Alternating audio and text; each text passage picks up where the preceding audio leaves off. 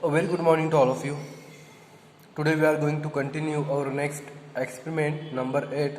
So today's our title is to total count number of erythrocytes red blood cell in human blood. सो हमको experiment number 8 में जो red blood cells होते हैं means human blood के अंदर इंसान की जो ब्लड होता है उसके अंदर जो टोटल इरिथ्रोसाइट्स जो होते हैं रेड ब्लड सेल जिनको हम बोलते हैं वो कितने होते हैं वो हमको इस एक्सपेरिमेंट के अंदर हमको वो काउंट करना है। ओके, तो हमको पता है कि आरबीसीज क्या होते हैं। ओके, तो आरबीसीज को हम इरिथ्रोसाइट भी कहते हैं। Erythro means red and cytes mean cells, ऐसे सेल्स जो रेड होते हैं। ओके, तो रेड ब्लड सेल ये एक डिस्क शेप और non nucleated haemoglobin containing red blood cells होते हैं जिनका जो काम होता है वो ट्रांसपोर्ट का काम होता है। मीन्स ऑक्सीजन को वो हीमोग्लोबिन के थ्रू वॉल बॉडी के टिश्यूज तक उसको ऑक्सीजन को पहुंचाते हैं, ट्रांसपोर्ट करते हैं और वहाँ से कार्बन डाइऑक्साइड को लेकर लंग्स के पास आते हैं। ओके, देन फिर वहाँ पर गैसेज एक्सचेंज होता है जो भी हमने पढ़े थे इससे पहले भी।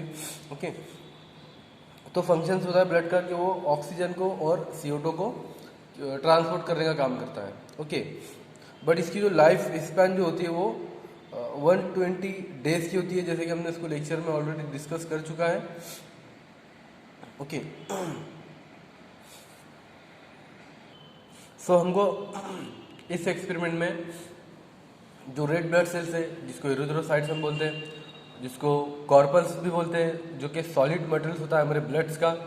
ओके, तो इसको हमको काउंट करना है इस एक्सपेरिमेंट में। ओके, सो इसका जो क्लिनिकल सिग्निफिकेंस है हम उसको क्यों उसको काउंट करते हैं। ओके, तो हम किसी भी डिसीज को डायग्नोसिस करने के लिए उसको हम काउंट करते हैं कि उसको किस टाइप की डिसीज हो सकती है। ओके, उसके अंदर आरबीसीज की जो लेवल है ओके वो कम है या ज़्यादा है। ओके, तो रेड ब्लड सेल अगर कम होंगे greater than normal count means जो उसकी नॉर्मल काउंट है वो जो नॉर्मल काउंट है वो अडल्ट मेल में 6.5 मिलियन पर क्यूबिक mm है और फीमेल में अडल्ट फीमेल में 4 to 5.5 मिलियन पर क्यूबिक mm है। ओके, तो ये उसकी नॉर्मल रेंज है आरबीसी की ह्यूमन ब्लड्स के अंदर, मेल और फीमेल के अंदर।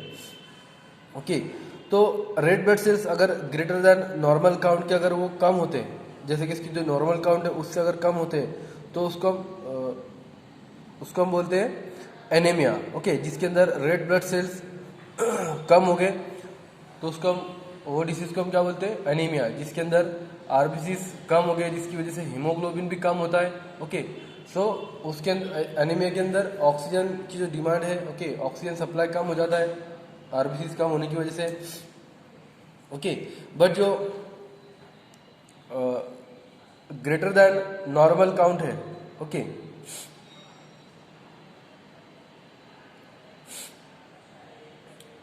जो ग्रेटर दैन नॉर्मल काउंट है अगर उसकी काउंटिंग बढ़ जाती है अगर आरबीसीज की तो वो डिसीज होती है पॉलीसिथीमिया। ओके, मीन्स ऐसी कंडीशन जिसके अंदर जो आरबीसीज है वो ह्यूमन ब्लड के अंदर इंक्रीज हो जाते हैं जिसकी वजह से जो ब्लड होता है ओके उसकी विस्कोसिटी भी इंक्रीज होती है। मीन्स हमारा जो ब्लड है वो गाढ़ा हो जाता है। ओके, जिसकी वजह से ब्लड क्लॉट फॉर्मेशंस भी हो सकता है, क्लॉट के जो ब्लड क्लॉट की चांसेस भी बढ़ जाती है जिसकी वजह से पेशेंट्स की डेथ हो जाती है। ओके, तो ऐसी कंडीशन में हम उसको आरबीसीज को काउंट करते हैं कि जो आरबीसीज है वो कम भी नहीं होना चाहिए, means less than normal count भी नहीं होना चाहिए और ग्रेटर दैन नॉर्मल काउंट भी नहीं होना चाहिए। ओके, तो लेस दैन अगर है नॉर्मल काउंट के तो वो अनीमिया होता है और अगर ग्रेटर दैन नॉर्मल काउंट है तो उसको हम बोलते हैं पॉलीसिथीमिया। ओके, तो हमको ये प्रैक्टिकल परफॉर्म करना होता है कि इसके अंदर हमको आरबीसीज काउंट करनी होती है। तो जैसे हमने डब्ल्यूबीसीज के अंदर परफॉर्म किया है ओके, जैसे हमने उसके अंदर उसको देखा था कि डब्ल्यूबीसी हम किस प्रोसीजर के थ्रू उसको काउंट करते हैं, तो उसी प्रोसीजर को भी हम सेम इसके अंदर उसको रिवाइज करना है। इसमें इस एक्सपेरिमेंट में लगने वाले जो भी रिक्वायरमेंट्स है वो ये होते हैं आपके हेमोसाइटोमीटर, जिसको हम न्यूबर चेम्बर बोलते हैं, जो कि सेल्स को काउंटिंग करने के लिए यूज़ करते हैं हम। ओके, तो न्यूबर जो हेमोसाइटोमीटर होता है उसके अंदर आपके न्यूबर चेम्बर्स होता है। ओके, जिसको हम काउंटिंग चेम्बर भी बोलते हैं। फिर red blood cell dilating pipette, special cover seal लगती है। फिर हमको वॉच ग्लास, प्रिकिंग नीडल, हमको ब्लड को कलेक्ट करने के लिए। ओके, देन फिर हमको माइक्रोस्कोप लगता है उसको ऑब्जर्व करने के लिए, सेल को काउंट करने के लिए कि सेल कितने हैं। ओके, न्यूबर चेम्बर में, न्यूबर चेम्बर के एक स्क्वायर बॉक्स के अंदर। ओके, बट जो केमिकल मटेरियल्स होते हैं उसके अंदर हमको कॉटन स्वैब, ओके, फिर इथिल अल्कोहल, देन फिर हिम्स फ्लूइड लगता है हमको, जिसको हम बोलते हैं red blood cells diluting fluid.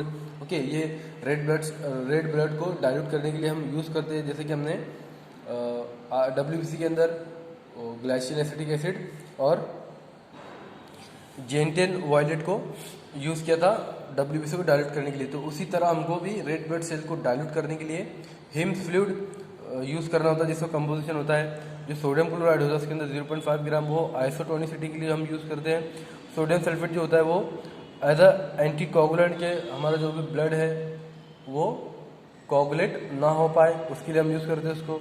Mercuric acid as a preventative होता है, और distil water as a vehicle हम उसके अंदर यूज़ करते हैं। तो ये कंपोजिशन होता है हिम्स फ्लूइड का, जो कि red blood cell diluting fluid होता है। तो हमको उसी तरह से उसको प्रोसीजर करना होता है जैसे कि हमने WBC को किया था। ओके, ये होती है RBC पिपेट, जिसके अंदर जो मार्किंग होती है आपकी 101 की होती है। ओके, तो ये है RBC डायल्यूटिंग पिपेट। ओके, जिसके अंदर जो बीट्स होता है वो रेड कलर का होता है। हमको ये इंडिकेट करता है कि ये जो पिपेट है वो RBC को डायल्यूटिंग करने के लिए हम यूज़ करते हैं। तो हम सेम एज प्रोसीजर हमको फॉलो करना है इसमें भी, जैसे WBC के लिए हम फॉलो करते हैं। ओके, तो हमको इसमें जेंटली हमको प्रिक करना है हमारी फिंगर को। देन फिर यहाँ से ब्लड को 0.5 तक के हमको सक करना है। ओके, यहाँ तक 0.5 तक।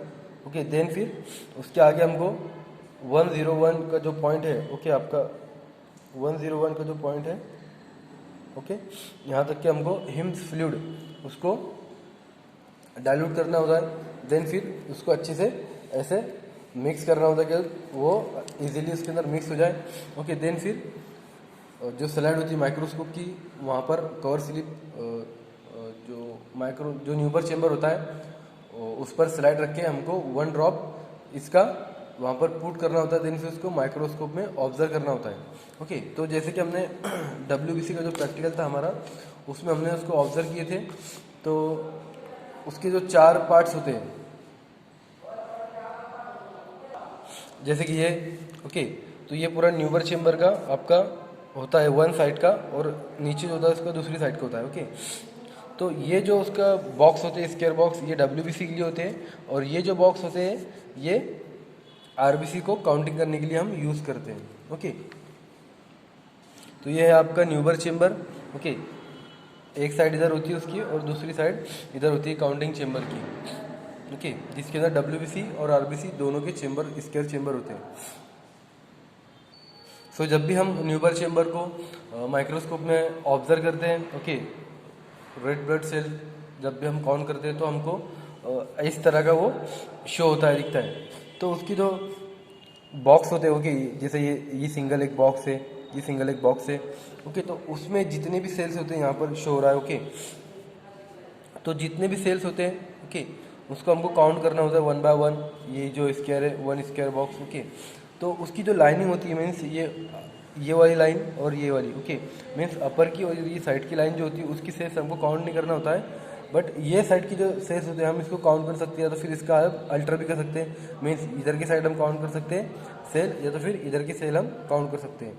दोनों में से किसी भी साइड की हम सेल को काउंट कर सकते हैं। ओके, तो हमको सेल काउंट करना होता है। ओके, देन फिर जो न्यूबर चेम्बर्स के जो बॉक्स होते हैं, ओके, वो इस टाइप के होते हैं, मीन्स जो ऊपर के जो खाने होते हैं उसके। ओके, तो एक होता है R1, फिर इधर होता है उसी डायरेक्शन में जिगजैग वाले फॉर्मेट में R2 और नीचे R3 और ये साइड में R4 और जो बीच में जो होता है उसका वो R5 होता है।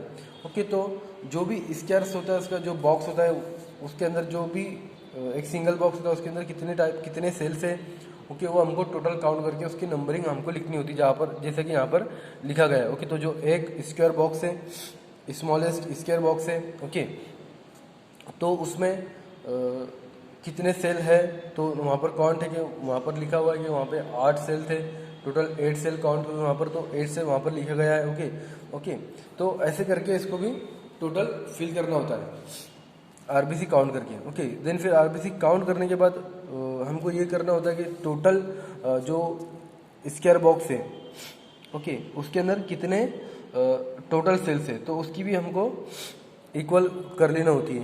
यहाँ पर तो ऐसा कुछ शो नहीं था, लेकिन आपके आसानी के लिए यहाँ पर मैंने उसकी टोटल काउंटिंग लिख दी है। यहाँ पे 114, 110, ओके, 127, 110, 116, ये आपके आसानी के लिए मैंने लिख दिया कि आपको इजीली समझ में आ जाए यहाँ पर। ओके, तो फर्स्ट जो R1 था उसके अंदर 114 सेल प्रेजेंट टोटल काउंट हुए। जो R2 था उसके अंदर 110, R3 के अंदर 127, R4 के अंदर 110 और R5 के अंदर 116, ये टोटल सेल काउंट हुए। ओके, तो जो टोटल काउंट था, टोटल 5 बॉक्स का जो काउंट था वो था 577, ये टोटल सेल्स वहाँ पर काउंट हुए। तो उसको कैलकुलेशन में हम देखते हैं कि जो भी लेंथ थी, जैसे कि हमने WBC के अंदर इसको ऑलरेडी डिस्कस कर चुका है। ओके, तो the length of each small square 1/20 mm, तो जो स्केल जो स्मॉल स्केयर जो है स्मॉलेस्ट स्क्वायर उसकी जो टोटल लेंथ है, ओके, उसकी कितनी है 1/20 mm, और जो उसकी ब्रीथ है वो भी उतनी है, मीन उसकी लंबाई और चौड़ाई सेम है स्मॉलेस्ट स्क्वायर की, बस। ओके, बट जो हाइट है between cover slip and counting chamber is equal to 1/10 mm, जैसे कि मैंने आपको WBC के प्रैक्टिकल में ऑलरेडी उसको मैंने शो किया था कि जो न्यूबर चेम्बर पे उसकी जो हाइट होती है कवर स्लिप की बिटवीन कितनी होती है, वहाँ पर वो लिखी होती है न्यूबर चेम्बर पर ही। Okay, the total area of each smallest square is equal to 1/20 into 1/20 is equal to 1/14 square metre. Okay, तो ये इसका कैलकुलेशन है। RBC counted from 5 big blocks on large scale, तो ये जो भी 5 ब्लॉक्स है, ओके, और लार्ज स्केल जो भी है बॉक्स है 1 2 3 4 5, ओके, तो ये 5 इंटू 16 है, मीन्स इसके अंदर जो एक बॉक्स है उसके अंदर टोटल जो स्मॉलेस्ट स्क्वायर है वो 16 है। तो जो 5 बिग स्क्वायर है उसको हम कैसे करेंगे 5 into 16 smallest square is equal to 18 smallest square. तो टोटल जो इसके अंदर स्क्वायर जो होंगे स्मॉलेस्ट स्क्वायर बॉक्स वो टोटल 18 होंगे। Okay, so the volume of fluid mixture from which RBCs are counted 1/400 into 1/10 and into 18 is equal to 0.02 cubic per mm. Okay, if the RBC is counted from the 80 smallest square denoted x, okay, तो जितने भी जो 80 smallest square है, okay, उसके अंदर जितने भी sales count हुए वो हम उसको एज अ एक्स डिनोट कर दें कि वो एक्स है। Okay, 1 cubic mm of diluted blood content of the RBC is equal to x by 0.02, okay, as the dilution of blood. तो जो ब्लड का जो डायल्यूशन था वो कैसा था 1:200, जो भी हमने हिम्स फ्लूइड जो उसके अंदर यूज़ किए। Okay, so 1 cubic mm of diluted blood contain x into x by 0.02 into 200। Okay, तो इसका कैलकुलेशन कितना आएगा x इंटू 10,000। ओके, तो जो भी हमारे जो x है जिसको हम डिनोट करते हैं कि RBC जो स्मॉल स्मॉलेस्ट स्क्वायर है 18, उसके अंदर टोटल कितनी काउंटिंग हुई सेल्स की, तो हम उसको एज अ एक्स डिनोट करते हैं। तो एक्स इंटू, जैसे कि यहाँ पर है 577 सेल, तो वो हमारा एक्स है, तो उसको हम इंटू करेंगे 10,000 के साथ। ओके, तो वो कितना आएगा आपका 5.7 मिलियन। ओके, वो आपका कैलकुलेशन आएगा। सो जो भी आपकी जो काउंटिंग है रेड ब्लड सेल्स की, वो कितनी आएंगी, the total red blood sales contain in my blood, जो हमारा ब्लड है उसके अंदर 5.7 मिलियन इन पर क्यूबिक mm। तो ये हमारा रिजल्ट था कि उसको हमने कैलकुलेशन किए, तो जो भी हमारी काउंटिंग है रेड ब्लड सेल्स की वो इतनी आई। ओके, सो हम उसको ऑब्जर्वेशन में हम उसको देखेंगे कि जो भी काउंटिंग है वो हमारी नॉर्मल है या फिर वो एबनॉर्मल है। ओके, तो यहाँ पर मेल और फीमेल की नॉर्मल रेंज यहाँ पर है 5 to 6.5 मिलियन mm पर cubic of blood. Okay, adult female में 4 to 5.5 मिलियन mm पर क्यूबिक ऑफ ब्लड। ओके, तो इस काउंटिंग को ध्यान में रख के हमको चेक कर रहे हैं कि जो हमारी ब्लड की जो काउंटिंग है रेड ब्लड सेल्स की वो कितनी है 5.7, तो जो हमारी काउंटिंग आई वो नॉर्मल थी। तो ये हमारा रिजल्ट था कि जो भी हमने ब्लड को काउंट किया वो 5.7 मिलियन इन पर cubic of mm of blood, ये हमारी टोटल आरबीसी की काउंट थी। ओके, तो ये थ्योरेटिकल पार्ट था हमारा आरबीसी काउंटिंग का, कि उसको कैसे हम करते हैं। ओके।